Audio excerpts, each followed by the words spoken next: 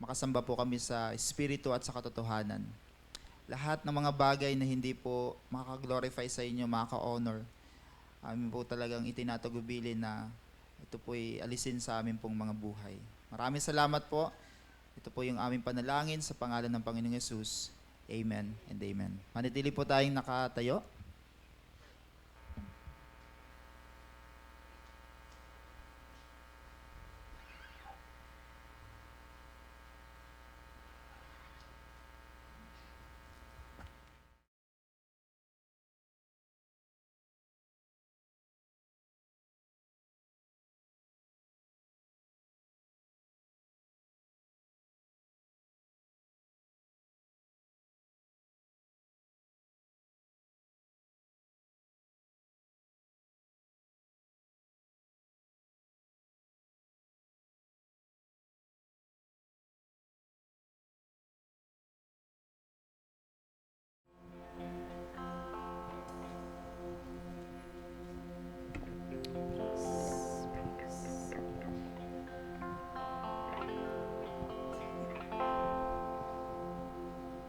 Good morning everyone! Welcome once again sa atin pong Sunday worship para po sa ating Panginoon. At talaga namang kapasapasalamat ang umagang ito dahil talaga namang napakaganda kahit na po mainit. Pero ang ganda-ganda naman po ng sikat ng araw. Amen po ba? Amen. Kaya sa umagang ito, sama-sama natin pong pasalamatan ang Lord dahil sa paggising pa lang nandun na yung ating kalakasan. Siyempre dahil naririto tayo. Kung wala tayong lakas, hindi tayo makakarating sa ating pong gawain para sa ating Panginoon. At siyempre pasalamatan din natin ang Lord sa mga biyaya, sa mga pagpapala. Tunay na hindi lang sapat yung biyaya, laging umaapaw. Sabi nga ay sapat na at higit pa. Kaya pasalamatan natin ang Lord sa umagang ito ng taos puso. Ibigay natin ang the best nating papuri, the best na pasasalamat dahil talaga namang napakabuti at napakadakila ng Lord. Kaya sama-sama nating awitan ng Lord ng Salamat! Salamat!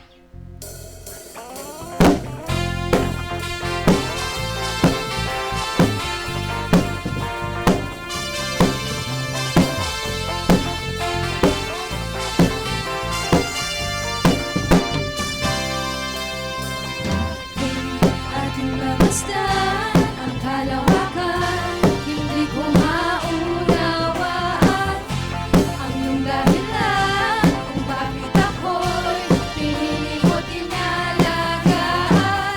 Di ko kayang isipin, hindi ko kayang sukatin ang pag-ibig mo, Jesus, na iyong binigay sa akin. Salamat, salamat, oh Jesus, sa pag-ibig mo. Walang ibang nagmahal sa akin ng katulad mo. Salamat, salamat, oh Jesus, sa pag-ibig mo. Ako'y magsasaya sa piling mo.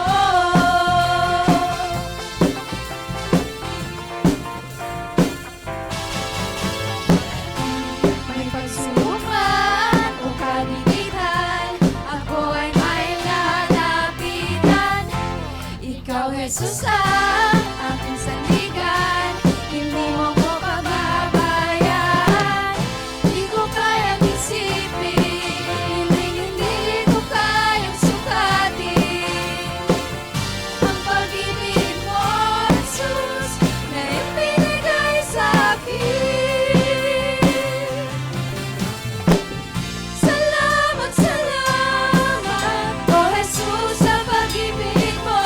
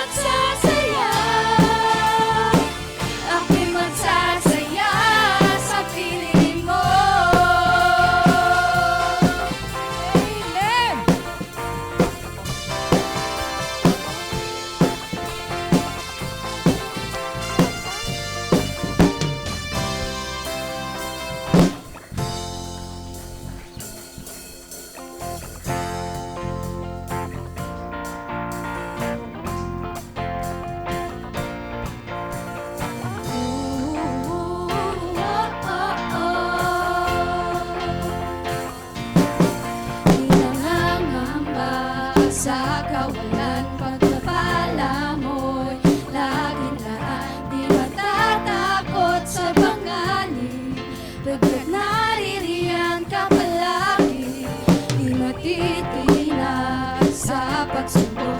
Ang pagsama mo'y tiyak at lubos, di mapipigil sa pag-awit. Pagkat ikaw ay mabuti, pagkat ikaw ay mabuti. Ikaw ang aking pastor, hindi nagkukulang, sapat na at higit pa. Inaya ko'y sagana at umaapaw, sapat na at higit pa. Sapat na sa lahat kong pangangailangan, higit pa sa lahat kong inaasahan. Wala nang ang mahiling pa, pagkat ika'y sapat na, ika'y sapat na at higit pa.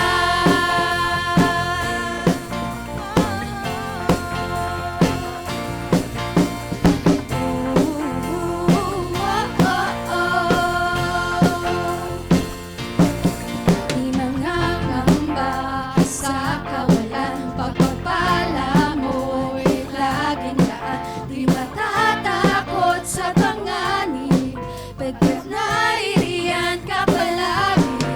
Di matitinag sa pagsubok, ang pagsama mo'y tiyak at lubos. Di mapipigil sa pag-awit, pagkat ikaw ay mabuti.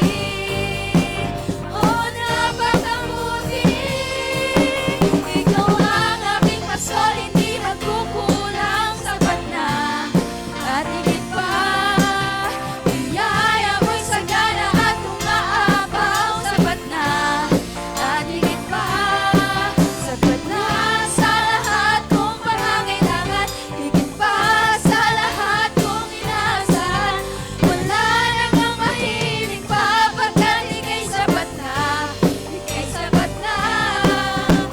Ang aking pastor, hindi nagkukulang, sapat na at higit pa. Biyaya mo'y sagana at umaapaw, sapat na at higit pa. Sapat na sa lahat kong pangangailangan, higit pa sa lahat kong inaasahan. Wala nang ang mahiling pa, pagkat ika'y sapat na, ika'y sapat na. Wala nang ang mahiling pa, pagkat ika'y sapat na, ika'y sapat na. Wala nang ang mahiling pa, pagkat ika'y sapat na, ika'y sapat na at higit pa.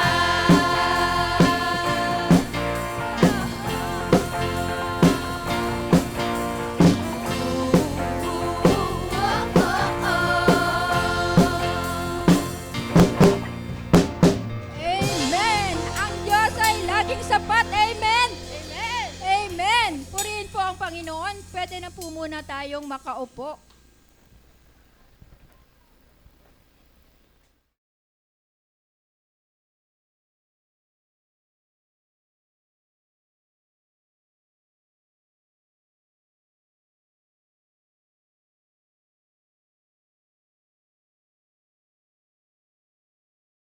po na makita at makasama namin ang bawat isa sa pagsamba sa ating Diyos. At higit pa po doon, nagagalak ang Panginoon na ikaw ay naririto ngayon. Naglaan po tayo ng oras at effort sa Kanya. Kaya naman po ating batiin at kamustahin ang ating mga kapatid. Bigyan natin sila lang isang magandang ngiti. Yan, pakita natin yung magandang ngiti natin. At atin po silang batiin ng isang magandang umaga. At sabihin natin, nagagalak ang Panginoon na narito ka ngayon. Di ba? Di ba? At kung gaano po tayo na-excite at nagagalak para sa bawat isa, ganun din po yung kagalakan ng ating Panginoon. And praise God po, isang linggo na naman ang natapos at here we are, nagpapatuloy despite of the circumstances ng ating buhay. Nakakapagbigay kalakasan at encouragement tayo sa isa't isa. Tingnan nyo nga po yung katabi nyo kung nakakapagbigay encouragement ba yan? Napapalakas ba yung faith natin kapag sila yung kasama natin? O tayo mismo, nagiging magandang example po ba tayo at inspirasyon sa ating mga kapatid? Yan, so hayaan nyo pong i-share ko sa inyo ang basahin po ang Matthew 5:14 to 16. Yan. Kung pong mga Bible natin, i-open po natin. Samahan niyo po ako sa pagbabasa sa Matthew 5:14 to 16.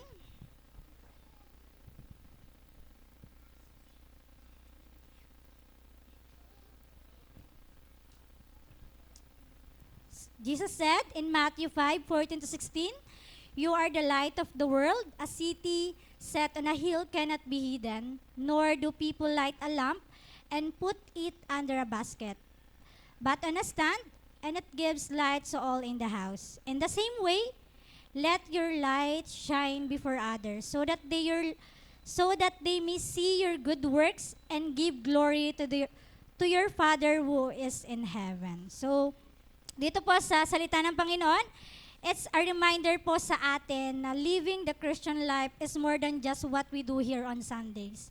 It's about how we carry Christ's love, grace, and truth into our everyday lives. Our faith should shine through in every word we speak, every action we take, in every decision we make. We become living testimonies of God's goodness and grace. And through our lives, others can be drawn to the hope and salvation that only Jesus offers. At tandaan po natin, we cannot do this in our own strength. We need the Holy Spirit to guide us, to empower us, and to transform us from the inside out. Kaya po ngayong umaga, tayo pong lahat ay magsitayo. Yan.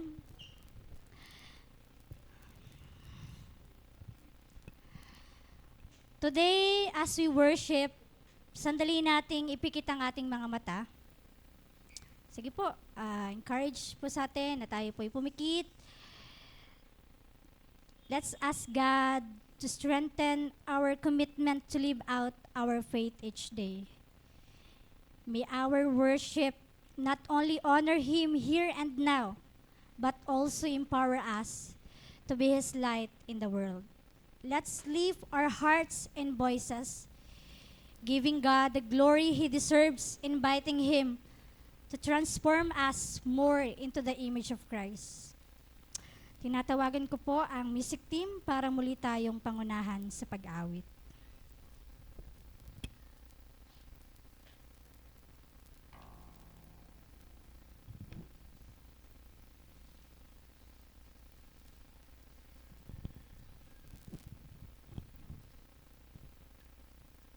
Patuloy po tayong lumapit sa Lord sa umagang ito. Patuloy nating pasalamatan ang kanyang katapatan, ang kanyang kabutihan sa ating mga buhay. Sapagkat sadyang napakabuti ng ating Panginoon. Lahat ng bagay na mabuti ay nais niya para sa atin. Kailan may di niya ninais na tayo mapahamak. Kaya binigyan niya tayong lahat ng pagkakataon na magbago. Ang pagkakaroon ng buhay na ganap at lumakad sa katwiran at kalooban ng Panginoon. Kaya patuloy tayong sumunod sa Kanya upang makamtan ang mga pagpapala at patuloy na maranasan ang Kanyang dakilang pag-ibig, katapatang walang hanggan at walang katapusang kabutihan.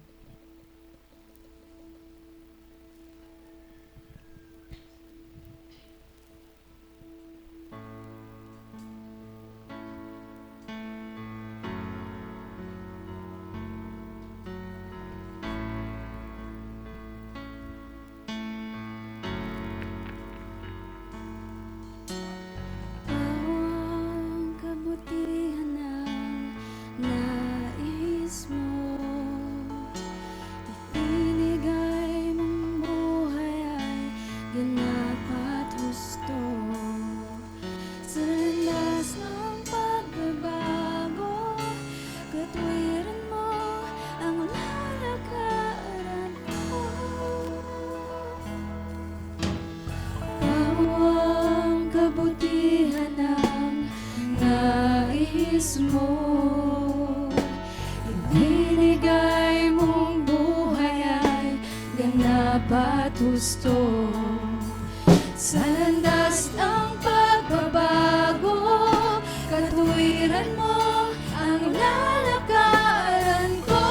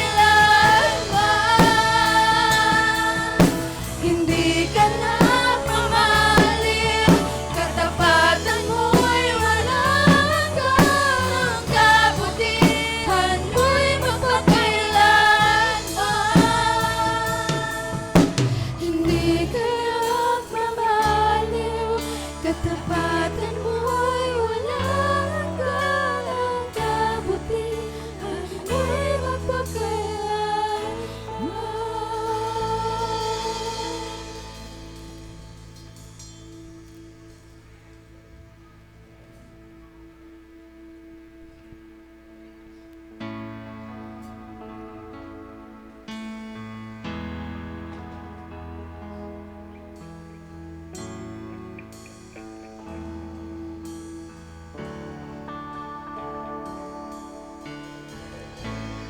My Jesus, my Savior, Lord, there is none like you. All of my days, I want to praise the wonders of your mighty love. My comfort, my shelter, tower of refuge and strength. Let every breath, all that I am, never cease to worship you. Shout to the Lord, all the earth, let us sing. Power and majesty, praise to the King. Mountains bow down and the seas will roar at the sound of your name. I sing for joy at the works of your hands. Forever I love you, forever I'll stand. Nothing compares to the promise I have in you.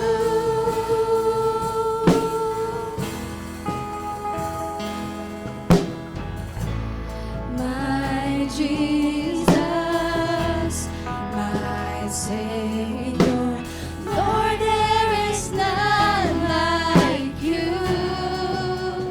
All of my days, I want to praise the wonders of your mighty love. My comfort, my shelter, tower of refuge and strength. Let every breath, all that I am, never cease to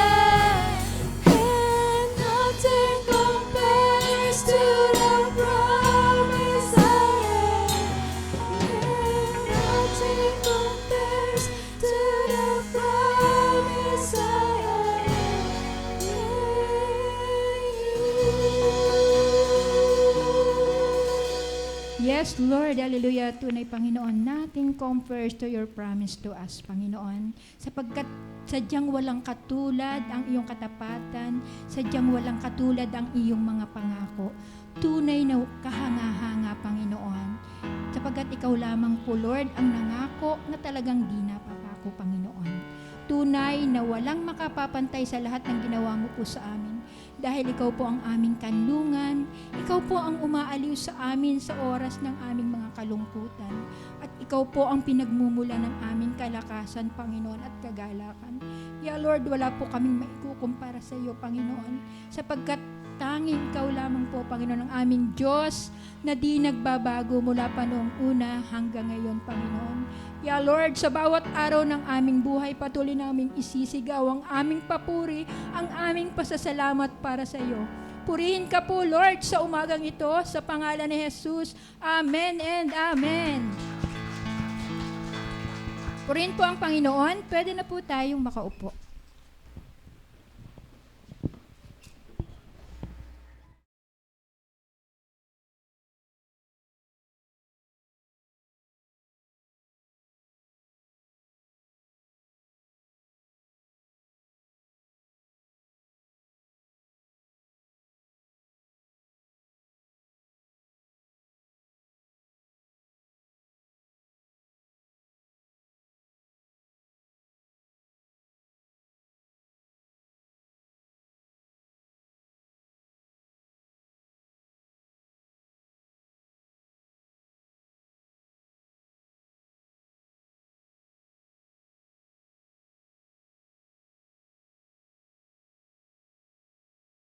Magandang umaga po sa ating lahat. Okay, thank you po sa inyong pagtugon. Ibig sabihin, meron po akong kasama. Ano po? At tayo pong lahat ay makikinig ng salita ng Diyos. Pero po, bago po tayo tumayo dito ng tuluyan at magpahayag ng salita ng Diyos, tatawagin ko po ang isa nating kapatid upang magkaroon po ng pagkakataon para basahin yung talata po na ating pagbabasihan ng mensahe sa umagang ito. Tinatawag ko po ang ating kapatid. Ayan po, si Jenny Rose po.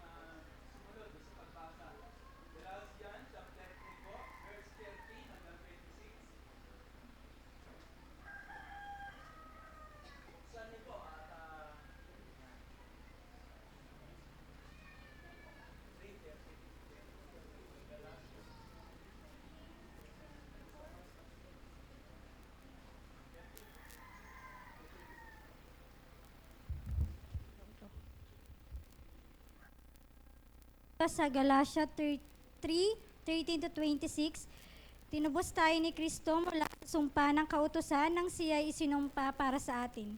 Sapagkat nasusulat, isinumpa ang bawat binibitay sa punong kahoy. Verse 14, ginawa ito ni Kristo upang ang mga pagpapalang ipinangako ng Diyos kay Abraham ay makamtan din ng mga hintel sa pamamagitan ni Kristo Jesus, at sa pamamagitan ng pananalig ay matanggap natin ang Espiritong ipinangako ng Diyos. Verse 15, mga kapatid, narito ang isang pangkaraniwang halimbawa kapag nalagdaan na ang isang kasunduan, hindi na ito mapapawalang saysay, ni madaragdagan. Verse 16, ngayon nangako ang Diyos kay Abraham at sa kanyang supling. Hindi sinasabi at sa kanyang mga supling na ang tinutukoy ay marami, kundi at sa iyong supling, na iisa ang tinutukoy at ito'y si Kristo. Ito ang ibig kong sabihin, pinagtibay ng Diyos ang isang kasunduan at ipinangako niyang tutuparin ito.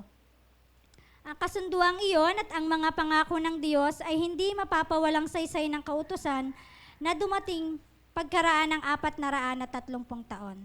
Verse 18, kung ang pamana ay pinagkakaloob dahil sa kautusan, hindi na ito dahil sa pangako. Ngunit ang pamana ay ibinigay ng Diyos kay Abraham bilang katuparan ng kanyang pangako. Verse 19, kung ganoon, ano ang silbi ng kautusan?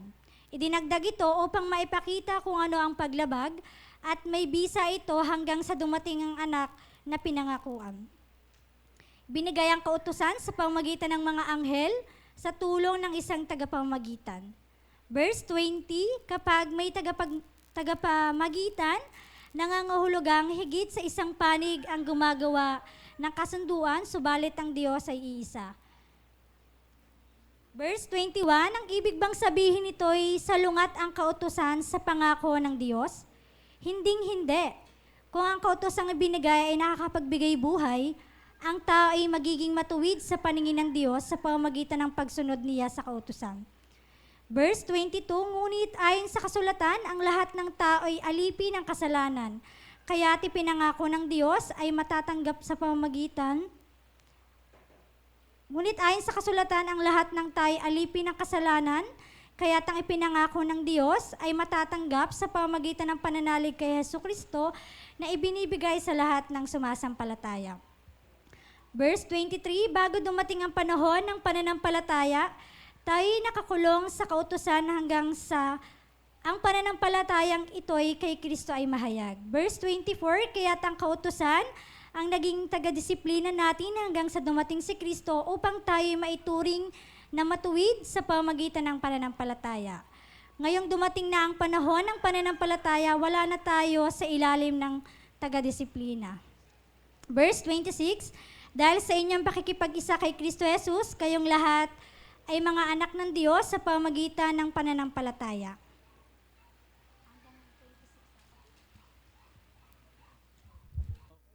Po, doon sa bahagi na yon na binasa ng ating kapatid, ang Panginoon po ang magpala ng kanyang mga salita. Ano po? So muli, magandang umaga po sa ating lahat. Good morning po. Salamat po.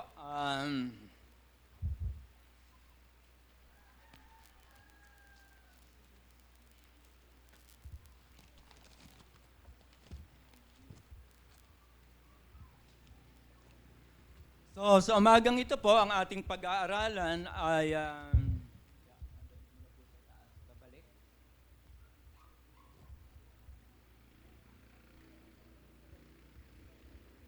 Kuya, pag ibabalik ko ito, pataas, itong naka-sign pataas. Sa baba. Siya na po, hindi po ako sanay dito. Ano po? Okay, ito na. Alis ko pa. So ayan po, gaya nung nasa pamagat po, ang ating pong pag-aaralan, ito po ay Christian living. Ano po? Paano ba tayo makapamuhay bilang isang Kristiyano? So Kristiyanong pamumuhay, ito po yung ating pag-aaralan sa umagang ito.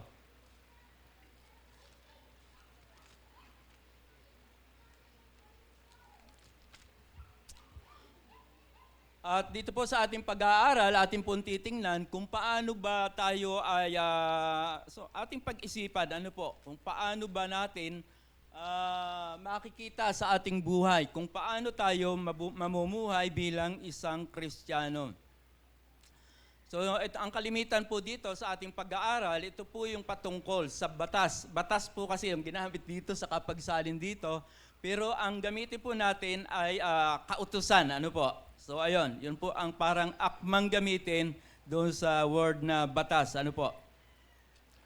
So ano ba, kapag naiisip natin, yung batas ng Diyos, ano ba yung ating naiisip?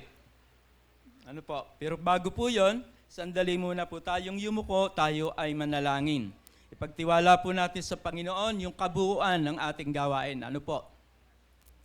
Ama naming Diyos na makapangyarihan sa lahat, sa pangalan po ng aming Panginoong Jesucristo, kami dumudulog sa inyo.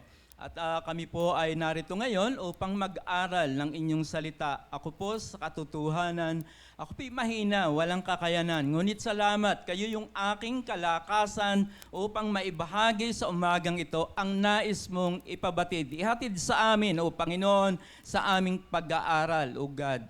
O Panginoon, salamat sa inyong kabutihan, anumang bagay na makakadisturb sa aming pag-aaral. Hindi namin ito pinapahintulutan sa kapangyarihan ng pangalan ng aming Panginoong Hesus. Panginoon, sa inyo pinagkakatiwala namin, samahan mo po ang bawat isa, ang espiritu ng nakikinig at ng tagapagsalita. Ako po, tulungan mo po kami magkaunawaan at yung mga bahagi na aming pag-aaralan ay aming maipamuhay din, O Panginoon. Maging kagalakan namin sa aming buhay. Panginoon, maraming pong salamat. Purihin ka sa pangalan po ng Panginoong Hesus. Amen. So binanggit ko po kanina, kapag narinig natin yung salitang kautusan, ano ba yung pumapasok sa ating kaisipan?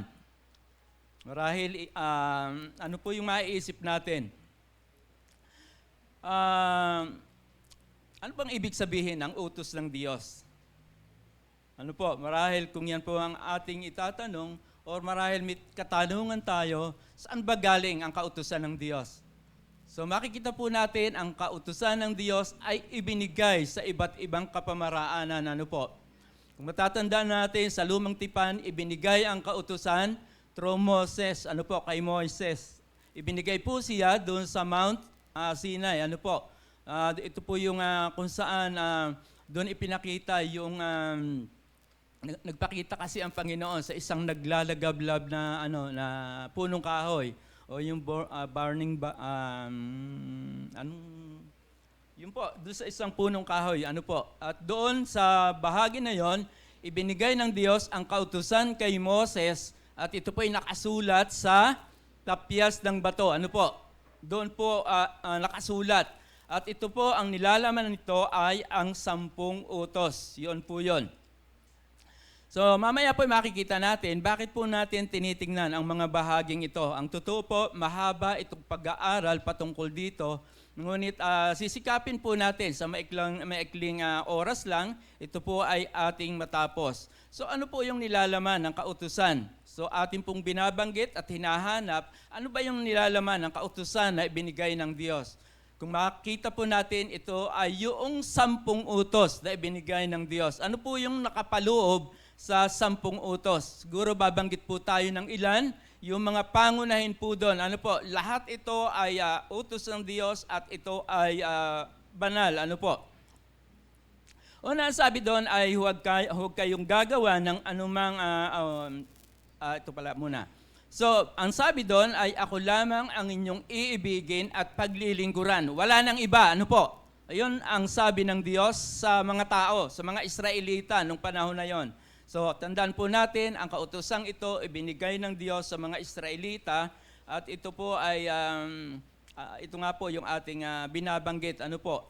So, pangalawa, makikita po natin, ang sabi doon, bilin sa tagubilin, huwag kayong magkakaroon ng ibang Diyos liban sa akin. Huwag kayong gagawa ng rebulto o imahin, ano po, upang sambahin.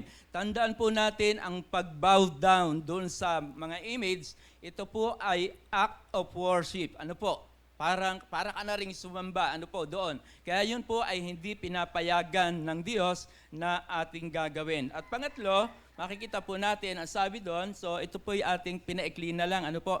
Ang sabi doon, huwag kayong yuyuko sa kanila. Yan nga po. At ang isa pa, sino po dito ang mahilig bumanggit ng pangalan ng Panginoon? In expression siguro. Hindi niya sinasadya. Pero sinasabi doon, huwag nating babanggitin ang pangalan ng Panginoong Diyos nang walang kabuluhan. Sino po dito mahilig mapagmura? Gagamitin niya. Sayang ko pong banggitin, pero dahil nagtuturo tayo, Diyos ko namang bata, ito yung sasabihin natin ganyan. So hindi dapat, at dahil lalabas po dito, sinasalita natin ang pangalan ng Diyos nang walang kabuluhan. Ayaw po ng Panginoon na tayo babanggit nun sa paraang walang kabuluhan. So, saan natin ito pwedeng gamitin? In prayer, ano po? at mabubuting bagay. So ayun ganyan, siguro sa pagtuturo o maraming bagay naman pakikipag-usap natin siyempre sa Panginoon. So doon natin ito pwedeng gamitin. At ano pa po ang mga bahagi doon? Sabi doon, ipangili natin ang araw ng Sabat. Sa mga Israelita, yun po yung panahon ng kanilang pagsamba. Pero maalala po natin, nagturo si Pastor ng mga nakaraang pag-aaral natin ay tinuturo sa atin na ang pagsamba sa ating kapanahunan ay ginaganap natin ng araw ng linggo. Bakit linggo? Kasi po ito yung panahon kung saan nabuhay na muli ang ating Panginoong Jesucristo. Ano po? Ito na po yung naging gawin natin sa New Testament na kapag nagtitipon araw ng linggo po at doon din ipinahanda rin nga yung ating mga handog. Ano po? So yung araw ng pagsamba. So pang-anim, masabi doon, huwag kang mangangalunya, huwag kang magnanakaw, huwag kang magsisinungaling. Yan po ang mga kautusan. Huwag kang mag-iimbot at huwag mong pag-iinteresan ang mga bagay na hindi mo pag-aari. Ano po? So makikita po natin yung 10 utos. So makikita atin tingnan, bakit ba ibinigay ang mga kautusan na ito ng Diyos? Ano po? So makikita po natin ang kautusan ng Diyos, ito yung kapahayagan ng Diyos patungkol sa kanyang kalooban. Ano po? At dito po ay nasasaad din yung mga bagay na tama at kalugod-lugod sa Panginoon. So yun po yung nakapaloob sa mga kautusan. Ano po? Tingnan po ang sabi ng Biblia. Sa Deuteronomy 6:18, di ko po nagagamit ito. Ako na pong gagamit. Okay, Deuteronomy 6:18. Okay. So ano pong sabi nung talata na yan? Ano? Sabi doon, gawin ninyo ang tama at mabuti sa paningin ni Yahweh. At sa ganon, magiging matiwasay kayo. So ito po ipinagtagubilin ng Panginoon doon kay Moses sa mga Israelita. Ano po? At sinabi doon, kapag ginawa nila ang tama at mabuti, nakalulugod sa Panginoon, sila po ay matitiwasay. Ano ibig sabihin? Yung pong sila ay mapapanuto. Ano po? Sabihin, magiging matiwasay yung kanilang pamumuhay. So, ngunit kapag nalabag ang batas ng Diyos, nagkakasala tayo. Ano po ang sabi doon? At ang kasalanan ay nagbubunga ng kamatayan. So, ang sabi doon sa unang Juan 3:4, ang bawat paglabag sa kautusan, ito'y tinatawag na kasalanan. Ano po? At sapagkat at dahil po doon, ang kasalanan ay mayroong kabayaran. Sa mahilig po sa atin, o lahat po natin, sana ito yung ating gawi, tayo kapag nagwi-witness, lagi nating sinasabi sa ating kinakausap na tayo ay nagkasala, na tayong lahat ay makasalanan. Ngunit pansinin po natin, ano yung magiging bunga kapag ang tao ay nagpatuloy sa kasalanan? Mayroon pong resulta. Makikita po natin ang Romans 6:23, ang kabayaran ng kasalanan ay kamatayan. So ano ibig sabihin niyan? Kamatayan as in pagkahiwalay sa Diyos tungo sa kapahamakan. Ano po? Yun po ang mangyayari. Ngunit makikita po natin na natutupad ba ng mga tao ang batas ng Diyos? Kung papansinin po natin ang kautusan ng Diyos, wala pong tao na makatutupad sa kautusan ng Diyos. Bakit po? Tingnan po natin ang Roma 3:20. Ang tao daw ay walang taong mapapawalang sala sa paningin ng Diyos sa pamagitan ng pagsunod sa kautusan, sapagkat ang ginagawa ng kautusan ay ipaalam lamang sa tao na siya ay nagkasala. So yun po ang nagagawa ng kautusan. Ano po? So pinapaalam po sa atin yan. At sige po, ating patuloy na tunghayan, ito ating pinag-aaralan. So ngayon ay ating tingnan, kung ang tao po hindi makakasunod sa kautusan, bakit ibinigay ang kautusan? So ano po yung pwedeng magawa nito sa ating buhay? Ano po? So makikita po natin na ang kautusan ay, pero bago po yun, ito muna ang ating tingnan. Meron kasing magagawa o hindi magagawa ang kautusan. Tingnan po natin. Ano yung hindi magagawa ng kautusan? Makikita po natin, may 3 bagay na hindi kayang gawin ang kautusan. Ano po yon? Ayan po, binabanggit diyan. Ang sabi doon, hindi makakapagpatawad ng kasalanan ang kautusan. Ano po? So ayan, kita po natin. At makikita natin sa pangalawa, ang batas ay hindi o ang kautusan ay hindi makapagbibigay ng buhay na walang hanggan. Ano po? At hindi rin ito kayang gawing mabuti ang sino man o ang kahit sino sa atin. Ano po? Hindi yan kayang gawin ng kautusan. Bakit po kaya hindi kaya? Ano po? So ayan.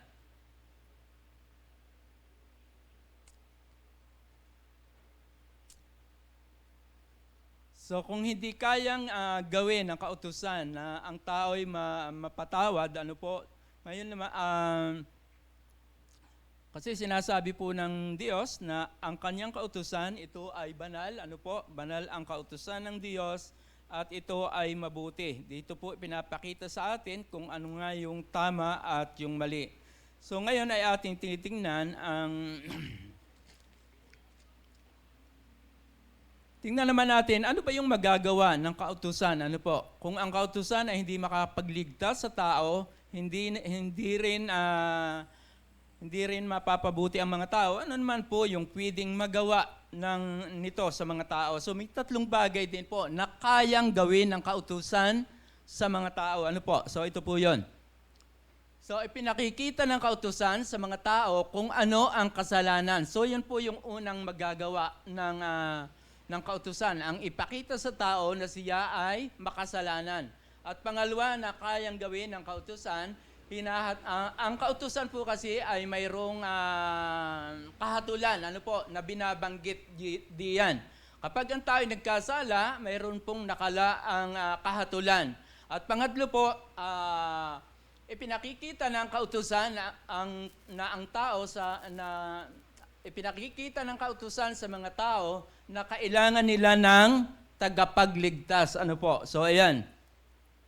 Kapag po na-realize ng tao na siya makasalanan, ano po yung maiisip natin na magiging kaisipan niya? Siyempre po, maiisip niya na kailangan niya ng tagapagligtas. Ano po? Kailangan ng tao ng tagapagligtas kapag na-realize niya sa kanyang sarili, siya ay makasalanan.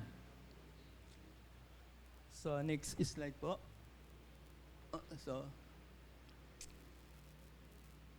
So ayan. So, pinakita nga po ng kautusan sa mga tao kung ano ang kasalanan. Tingnan niyo po.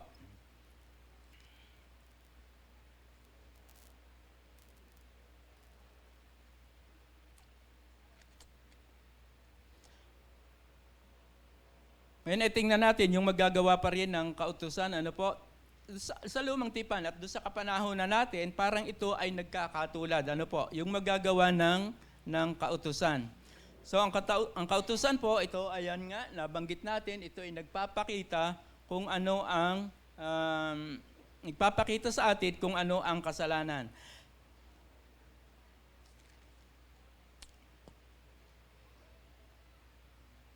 Dali po, at nalipad ng hangin, ako nawala.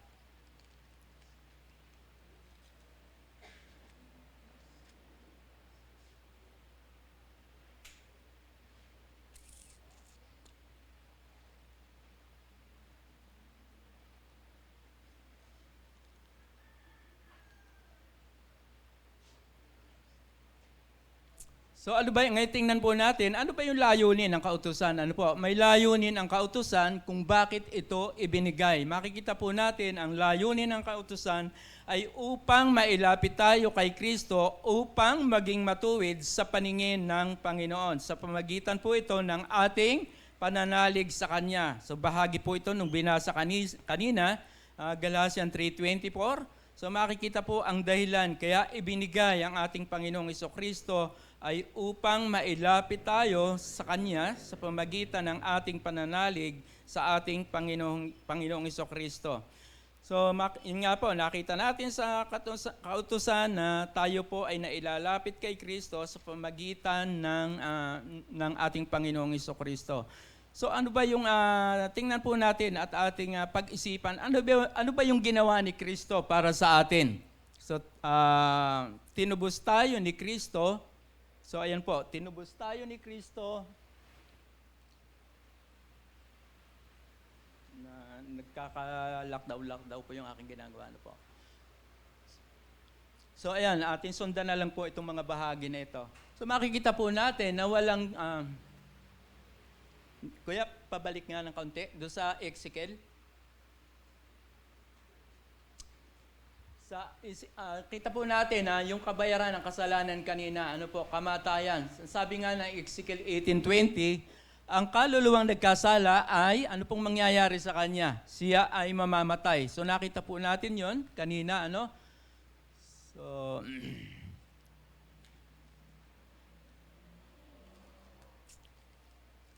sige po, ituloy po natin. Medyo...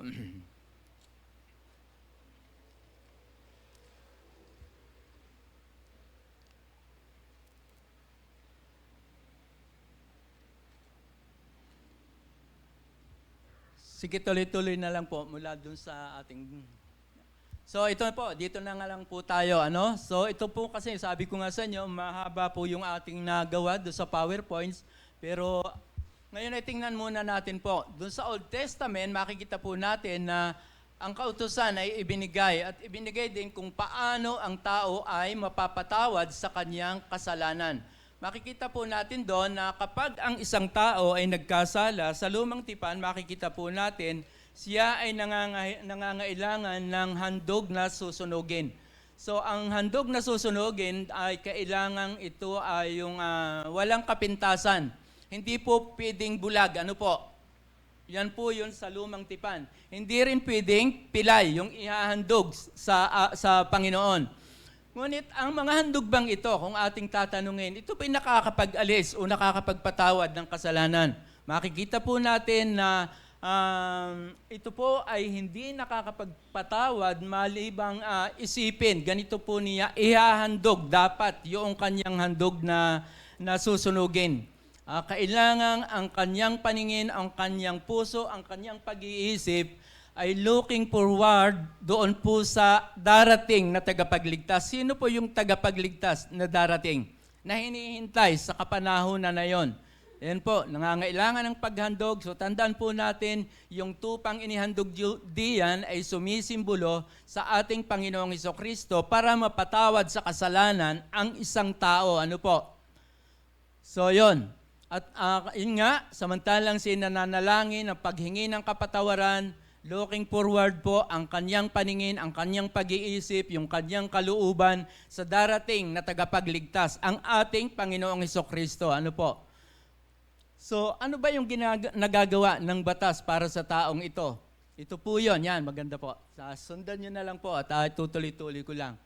So, ano yung nagagawa ng batas para sa atin? So, ginagawa ng batas ang pareho. 3 bagay, katulad po ng ginawa ng tao sa lumang tipan. Mayroon pong pagkakatulad. So, ayan, ipinakikita sa atin ng kautusan kung ano ang kasalanan, hinahatulan tayo or ng kaparusahan sa pamagitan nun nga po ng kautusan.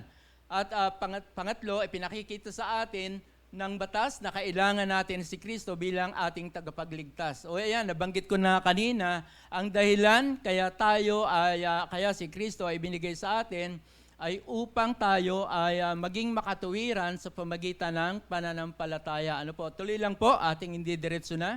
So ngayon po, ano pa yung ginawa ni Kristo para sa atin nung tayo kanyang iligtas? May ginawa po ang ating Panginoong Hesukristo nung tayo ay kanyang iniligtas. Una, tinubos tayo ni Kristo mula sa sumpa ng kautusan. Galatians 3:10, ano po?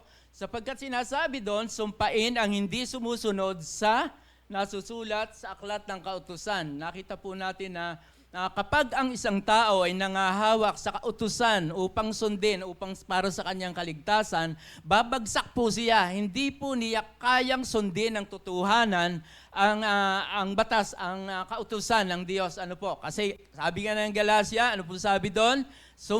Sumpain daw ang sumusunod sa lahat ng sumusunod sa mabuting balita. Ano po? Doon sa kautusan. Ano po? Makikita nga po natin, hindi kayang sundin. Pakituloy lang po.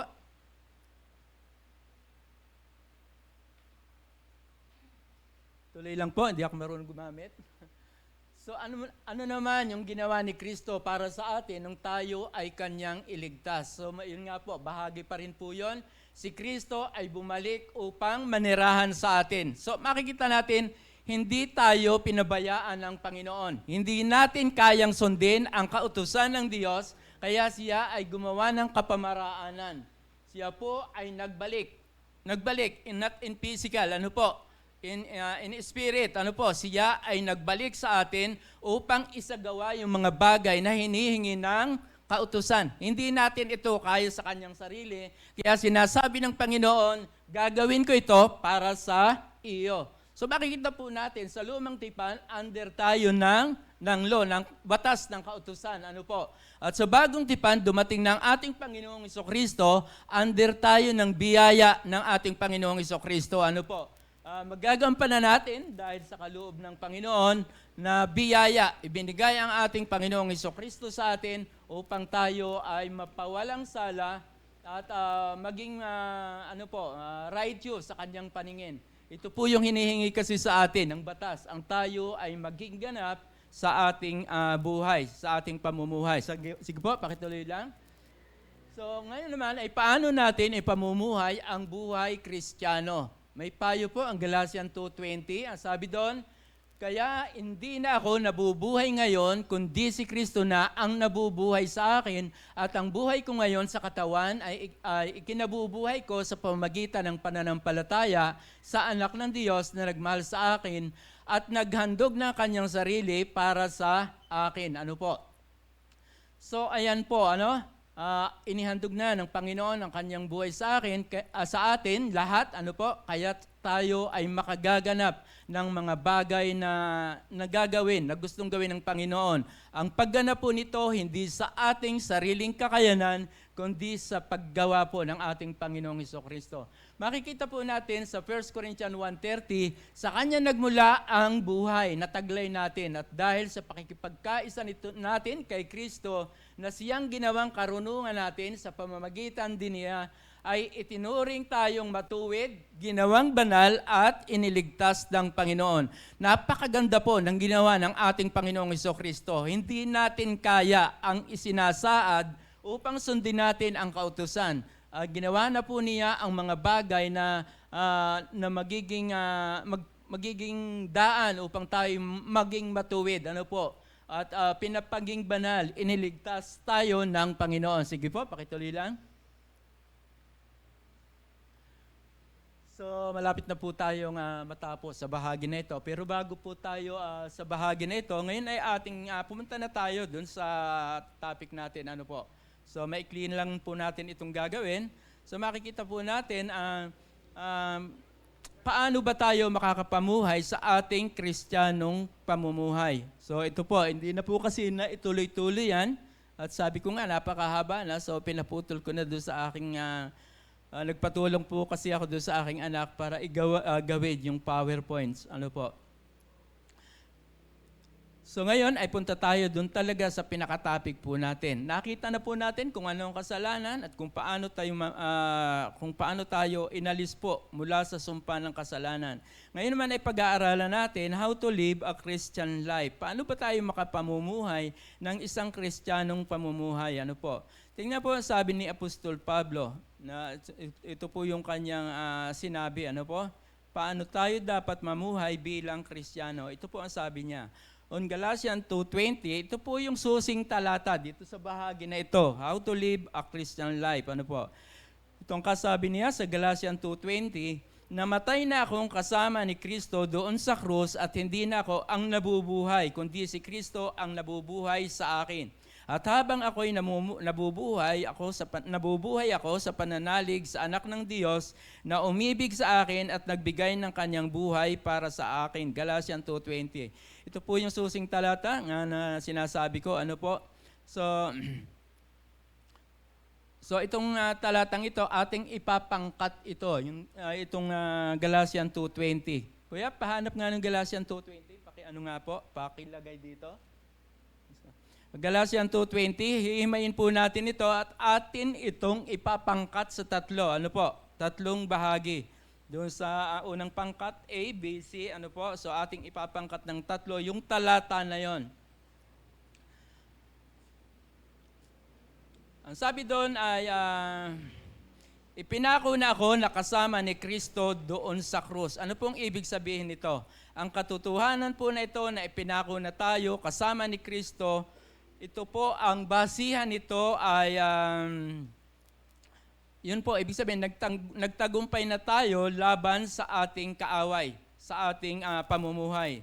Sa pamamagitan ng kanyang kamatayan, ano po, pagkalibing at pagkabuhay na muli, ang ating Panginoong Hesukristo po, tinutukoy doon, tayo ay inalis niya at tinubos sa kapangyarihan ng kasalanan. Ano po? So, tinubos tayo po sa kapangyarihan ng kasalanan sa ating. Ano pa yung mga kasalanan pinagmumulan sa atin? Siyempre yung ating sarili, ano po? Yung ating laman, ano po?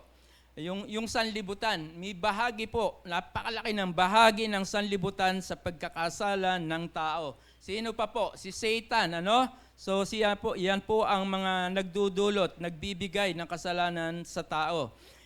So dapat po, dahil nagtagumpay na tayo dito, hindi dahil sa atin, kundi dahil sa ginawa ng ating Panginoong Hesukristo.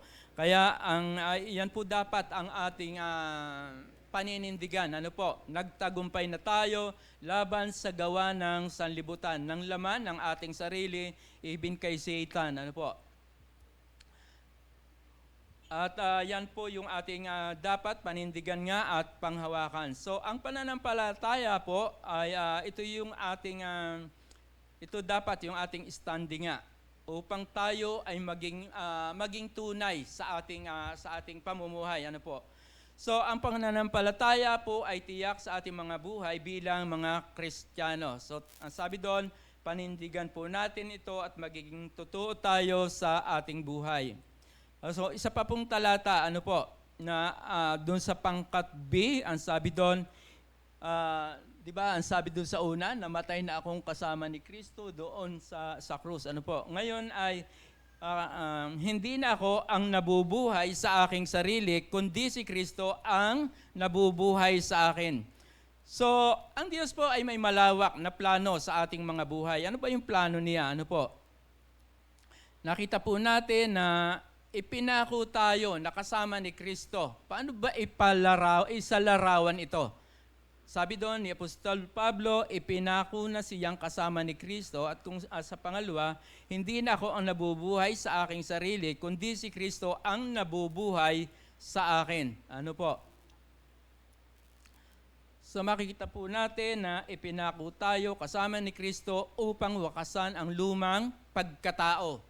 So dati po tayo ay nasa lumang pagkatao nung hindi pa tayo nananalig o nananampalataya sa ating Panginoong Hesukristo. Ngunit nung tayo manalig, lumapit sa Panginoon, nanampalataya sa Kanya, tayo ay nagkaroon ng bagong pagkatao. Naalis po sa atin yung ating lumang pagkatao. Pero tandaan po natin, yung ating lumang pagkatao, ito yung nakakaporma pa rin pagkaminsan. Sa paanong paraan? Ang sabi doon, ipinako na tayo kasama ni Kristo. Ibig sabihin, yung ating mga kasalanan, kasamang ipinako. Ano po? At pwede natin sabihin, yung kasalanan ay ibinigkis lang. Or minsan nakakawala ito dahil ating binabalikan. Sumusulpot minsan yung luma nating pagkatao. Ano po? Pero ang sinasabi doon, tayo ay nasa ating bagong pagkatao na. Ano sabi ng 2 Corinthians 5:17? Kung ang sino man ay nakay Kristo, siya ay isang bago ng nilalang, wala na ang kanyang dating yung pagkatao. Ano po? Ang lahat ay pawang naging bago na. Tingnan po ang sabi ng Biblia rin. Ano po? So sabi niya that Christ, the Bible said that Christ is the power of God. Ano po? Ito yung kapangyarihan ng Diyos. At makikita nga po, gaya ng binanggit ko na kanina, si Kristo po ay naninirahan sa atin. At siya po yung kabuuan talaga ng lahat ng ating pangangailangan. Ano po? Ang ating Panginoong Hesukristo. Mula sa Kanya, o sa Diyos, ang ating pakikipagkaisa kay Kristo na ginawang karunungan natin. Sa pamagitan niya, tayo'y pinawalang sala ng Diyos, pinapaging banal at iniligtas. So nabanggit ko na rin po ari kanina, okay, ganun pa man. So atin po itong muling nabalikan. Ano po?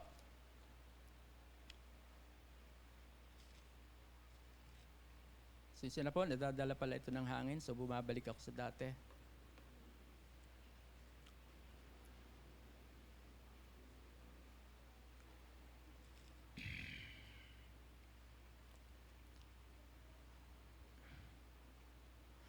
So ngayon ay nakita paano ba tayo magiging matuwid sa paningin ng Panginoon. So nakita po natin ang kapangyarihan ng Diyos ay nasa atin na. Siya po yung ating kabuuan ng ating pangangailangan sa ating pamumuhay Kristiyano.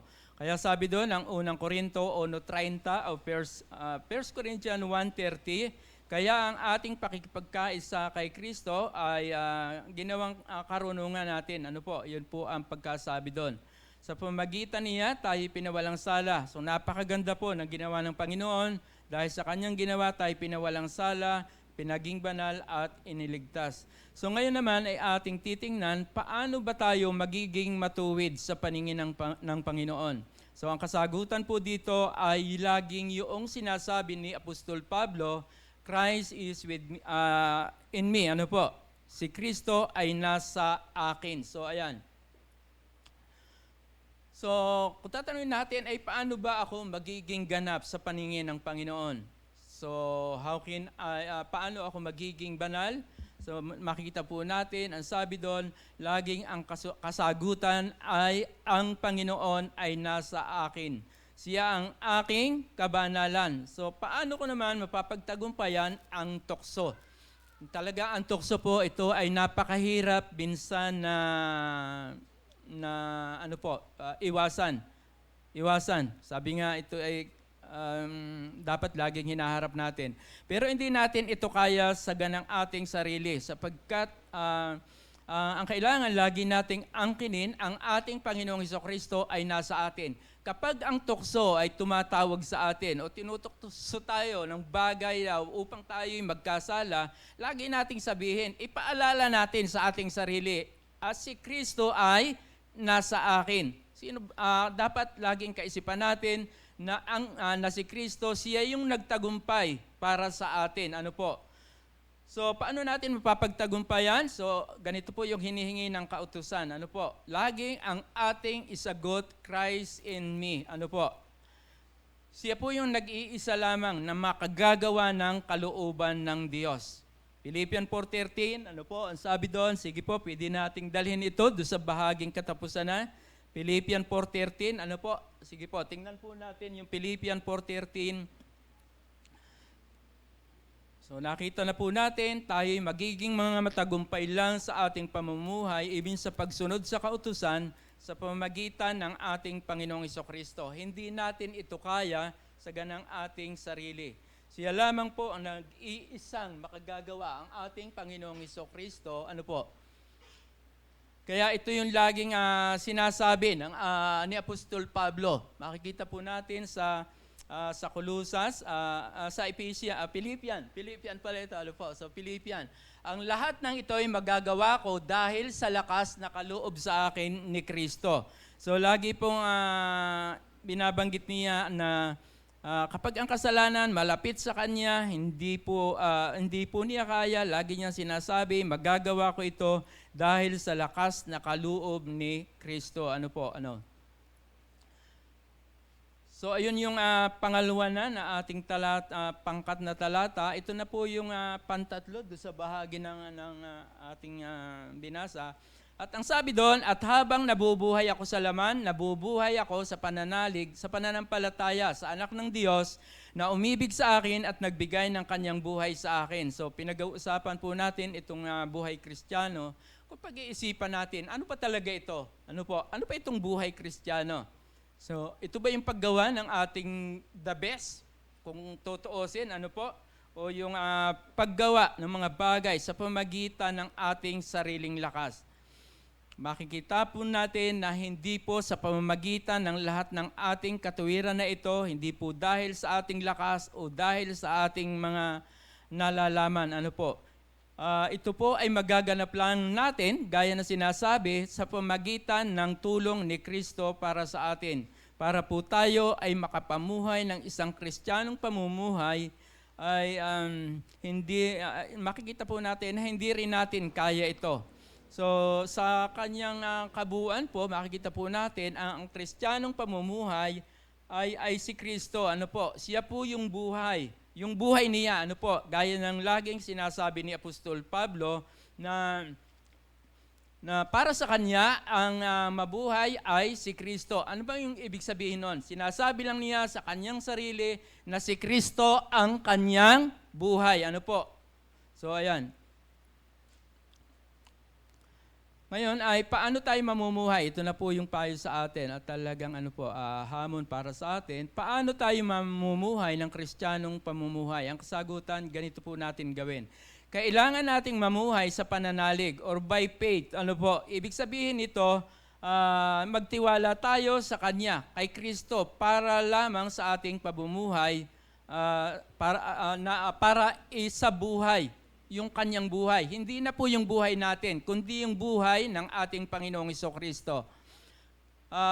Kapag tayo ay tinitingnan ng Panginoon, ng ating Ama sa Langit, si Kristo, isipin po natin, nasa atin siya. Sino po yung nakikita ng God the Father sa atin? Si Kristo, ano po?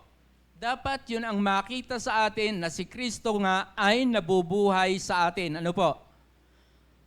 Kaya doon ay makikita na pwede rin siguro sabihin na ang anak kong ito ay pinapaging banal ko, iniligtas ko at inalis sa kapangyarihan ng kasalanan. Ano po? So, yan po ay kung si Kristo po ay nasa atin, nakatira sa atin, at kung pababayaan lamang natin sa ating buhay, siya po yung manguna, so magagawa po natin ang mga mabubuting bagay na hinihingi ng kautusan. So ito po yung hamon sa atin sa umagang ito. Napakaganda po i-recognize natin ang ating Panginoon sa ating buhay. Ano po?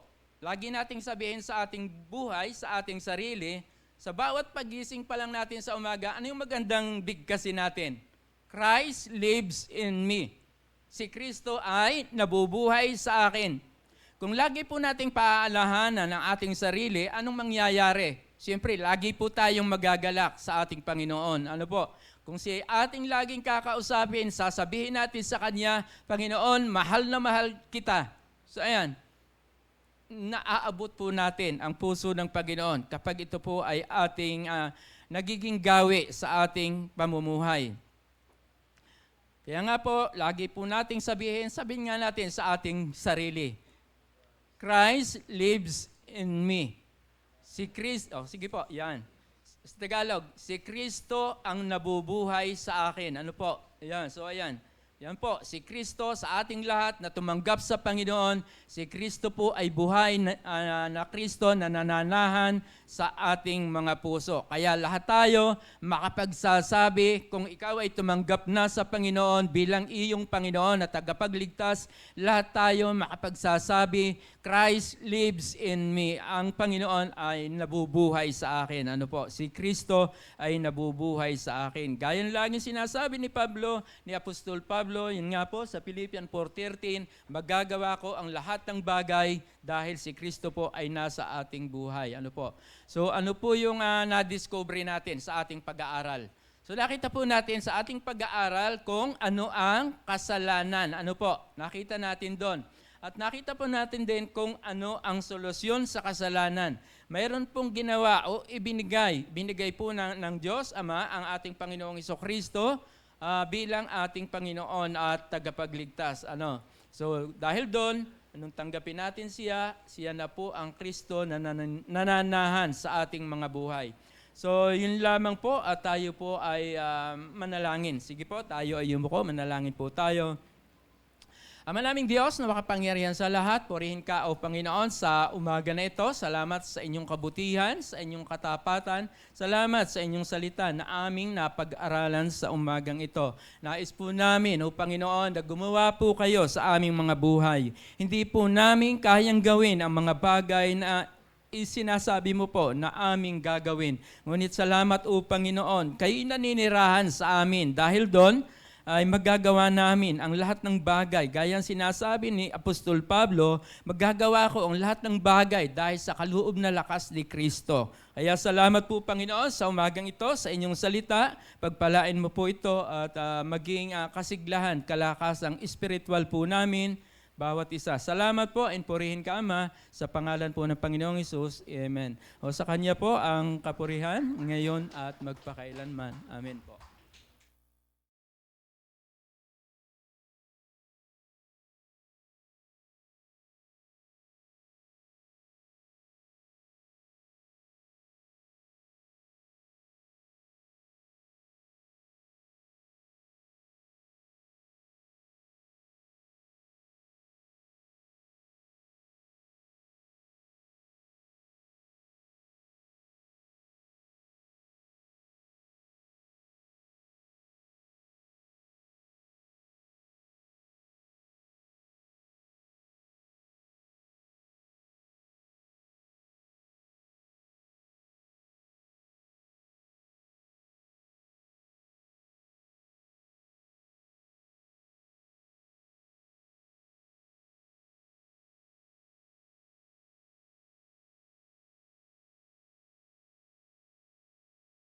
Tayo po ay dadako na po sa ating pagbibigay. Ang sinasabi po na ika po. Bukulatin po natin ang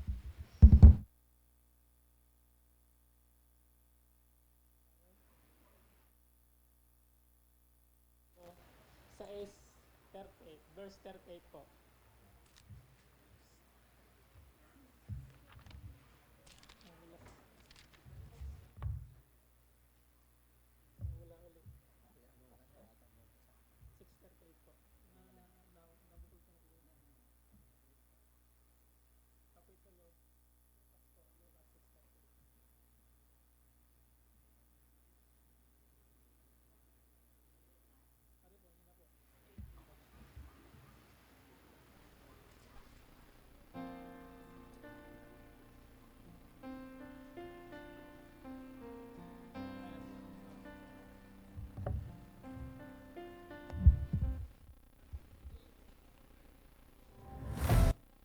Magbigay. Hello. Magbigay kayo at kayo bibigyan din ng gustong takal, siksik, liglig, at umaapaw pa. Ang ibibigay sa inyo sapagkat ang panukat na ginagamit ninyo sa iba ay siya ring gagamiting panukat sa inyo.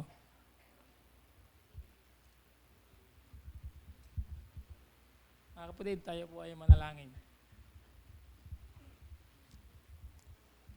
Dakilang Panginoon, kami po ay nagpapasalamat po sa inyo sa binibigay niyo pong binibigay sa amin na kalakasan ng katawan at sa pang-araw-araw po na binibigay niyo pong pagkain sa amin na nagbibigay din po ng kalusugan po sa amin. At Panginoon, nagpapasalamat po kami sa inyo sa inyo pong binibigay na kagalingan po sa mga kapatid namin na nagkakasakit. At higit po, Panginoon, nagpapasalamat po kami sa inyo sa amin pong pag-aaral po ng mabubuting salita po ninyo sa pagdidevotion po, Panginoon.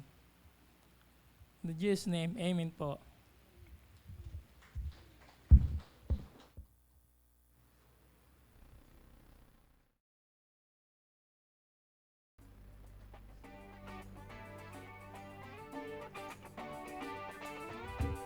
Maaari na po tayong magbigay. Ayan.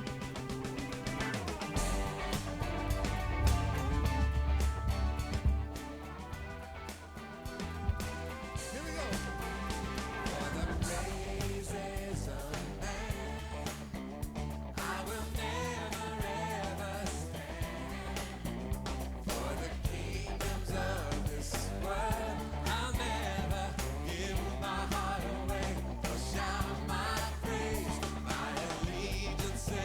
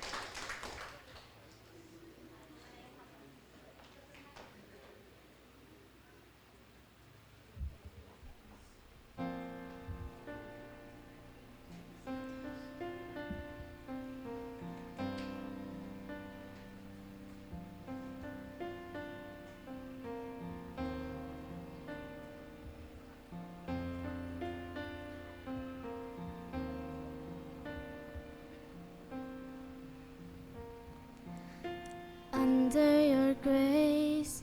Your mercy amazes me. Under your wings, your shadow covers me. A promise of love where my heart is safely undone.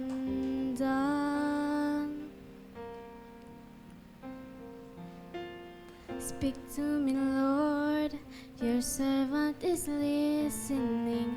Over the noise, I hear you whispering, my hope has come, and my heart is safely undone.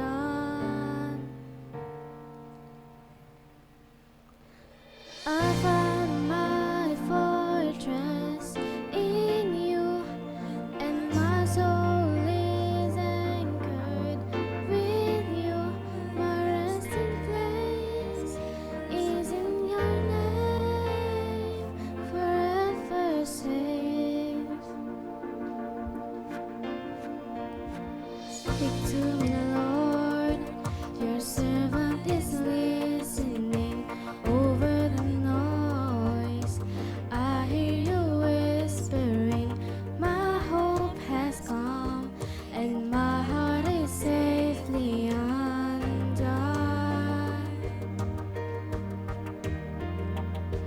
I found my fortress in you, and my soul is anchored with you.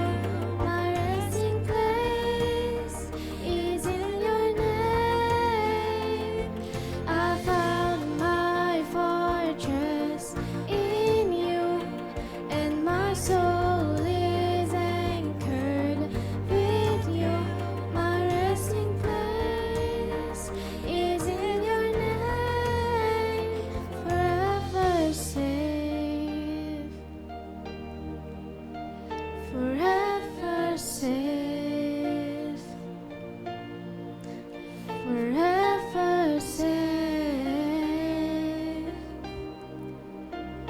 forever safe. You are never far away, always reaching out to save my weakness, covered by your strength, and I am found forever safe. You are never far away, always reaching out to save my weakness, covered by your strength, and I am found forever safe. I found my fortress in you, and my soul is anchored with you. My resting place is in your name, forever safe. Found my fortress in you, and my soul is anchored with you. My resting place is in your name.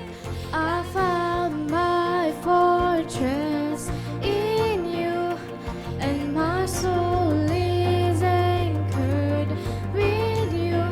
My resting place is in your name, forever safe.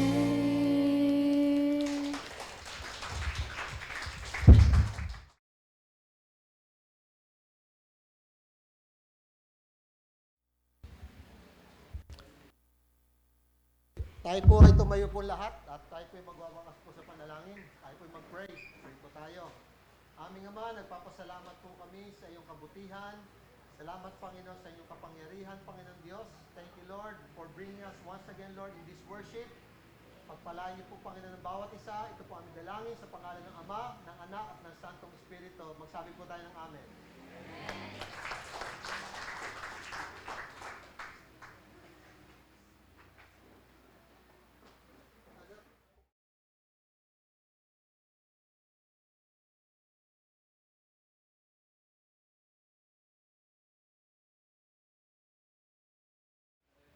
Yan. So, good morning po muli sa ating lahat. Para po sa ating birthday celebrants ngayong August. Yan. Magbe-birthday po sa August 20 si Ate Lerma. Then sa August 22 naman po ay si Ma'am Cora. Happy birthday po!